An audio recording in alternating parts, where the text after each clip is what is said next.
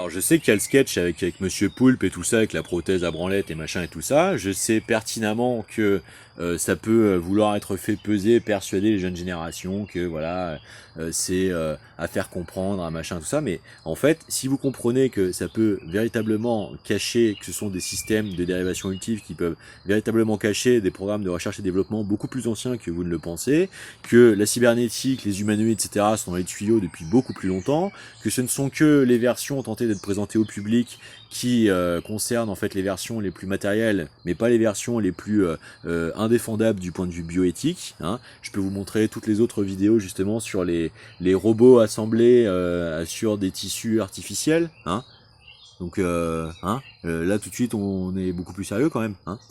Et du coup, comment il s'agit d'être vigilant parce que, si vous voulez, nous, depuis l'époque de MetaTV, on sait que, par exemple, Alain Benajam, qui a fait l'Institut Gay-Lussac, cofondateur du réseau Voltaire, avec Thierry Messant, hein, ancien cadre chez Matra, hein, armement français de pointe, hein, à la période de la guerre entre Thomson et enfin entre Lagardère et Lopez, et Thomson et EDS et tout ça. Hein.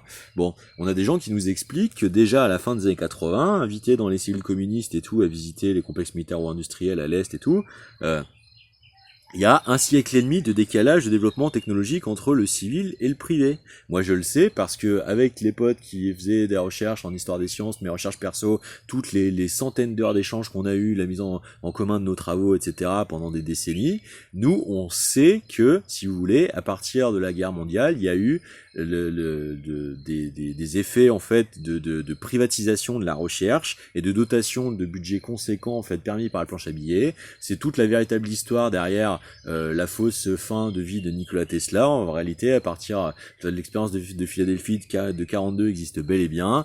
Tesla a pas du tout fini tout seul dans une loge au Waldorf Astoria. C'était la couverture du début des black programmes de recherche et développement d'armement américain. Hein, et il y a un énorme tas de conneries qui est raconté au public. Donc si vous voulez,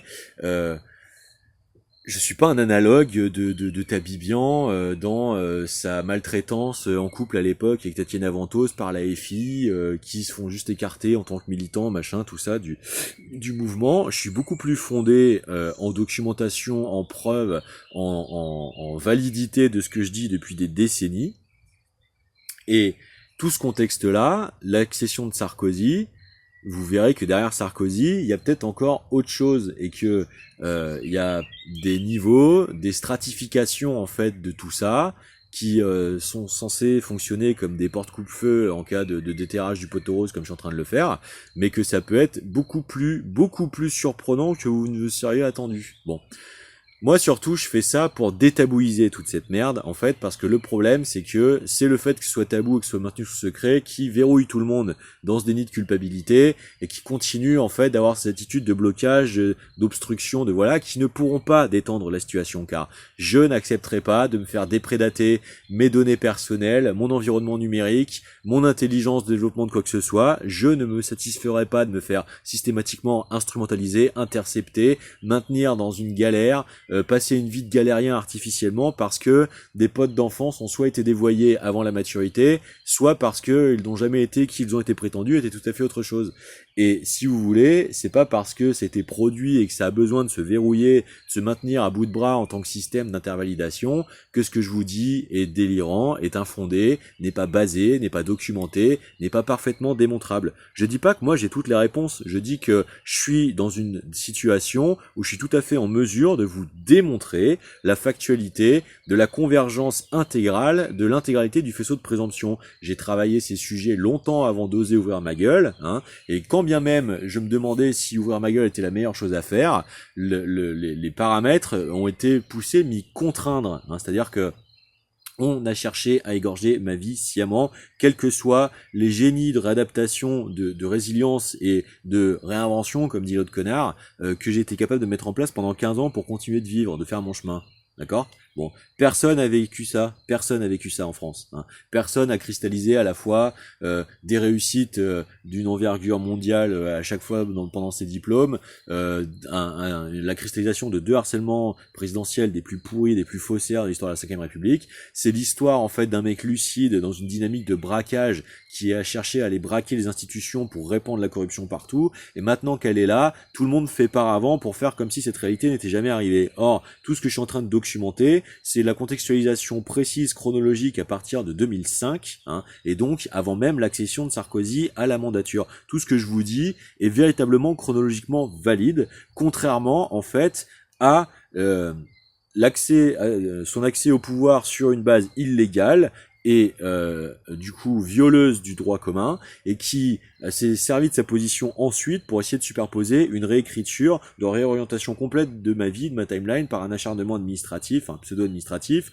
en réalité politique, politicien, corrompu, mafieux, hein, et c'est tout ça en fait dont je suis en train de vous redéterrer le véritable fil, quoi. Donc non, Charine Vanhoenacker, on n'est pas sur le même plan en fait de tentative de ridiculisation, d'une énième perpétration de tentative de soft power, de damage control, de manipulation de l'opinion publique par le simulacre de votre meilleure situation de renseignement. Absolument pas. Vous jouez à ça d'ailleurs depuis 2 ans et demi. Hein. J'ai été plus que sympa de vous dire que c'était insupportable et qu'il fallait arrêter. Hein.